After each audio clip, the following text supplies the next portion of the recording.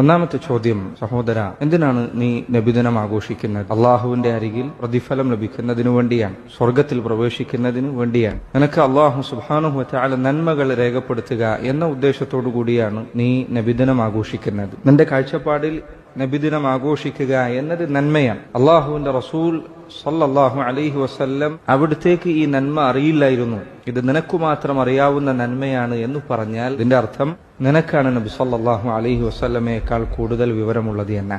അള്ളാഹുവിന്റെ റസൂൽ സല്ലല്ലാഹു അലൈഹി വസല്ലം നിന്നേക്കാൾ വിവരം കുറഞ്ഞവരാണ് എന്ന്.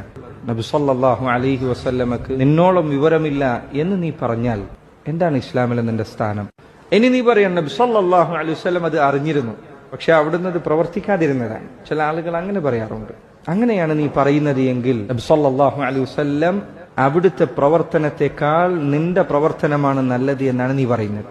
റസൂലുള്ളാഹി ചെയ്തിട്ടില്ല. നബി സല്ലല്ലാഹു അലൈഹി വസല്ലമക്ക് അത് നന്മയാണ് എന്ന് മനസ്സിലായിട്ടും അവിടുന്ന് പ്രവർത്തിച്ചില്ല, പക്ഷേ നീ അത് പ്രവർത്തിച്ചിട്ടുണ്ട്.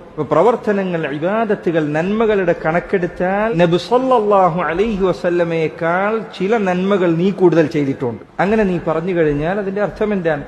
അള്ളാഹുവിന്റെ റസൂൽ സല്ലല്ലാഹു അലൈഹി വസല്ലമയേക്കാൾ നല്ല മാർഗത്തിലാണ് നീ ഉള്ളത് എന്ന്. ലാ ഇലാഹ ഇല്ലല്ലാഹ്, എത്ര ഗൗരവമുള്ള വാക്കാണ്.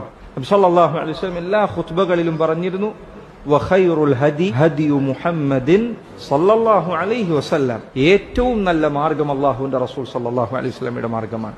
ഇനി നീ പറയാൻ നബി സല്ലല്ലാഹു അലൈഹി വസല്ലം അത് അറിഞ്ഞിരുന്നു, പക്ഷേ പ്രവർത്തിച്ചില്ല. മാത്രമല്ല അവിടുന്ന് അത് മറ്റുള്ളവർക്ക് പറഞ്ഞു കൊടുക്കുകയും ചെയ്തില്ല. ചില ആളുകൾ അങ്ങനെ പറയാറുണ്ട്.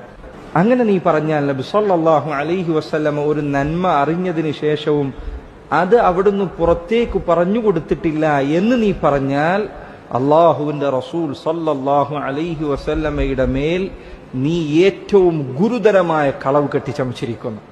ആയിഷ റളിയല്ലാഹു അൻഹ അവർ പറഞ്ഞു, അള്ളാഹുവിന്റെ റസൂൽ സല്ലല്ലാഹു അലൈഹി വസല്ലമ എന്തെങ്കിലും ഒരു കാര്യം ദീനിൽ നിന്നും മറച്ചു വച്ചിരിക്കുന്നു എന്ന് ഒരാൾ പറഞ്ഞാൽ അവൻ അള്ളാഹുവിന്റെ മേൽ ഗുരുതരമായ കളവ് പറഞ്ഞിരിക്കുന്നു.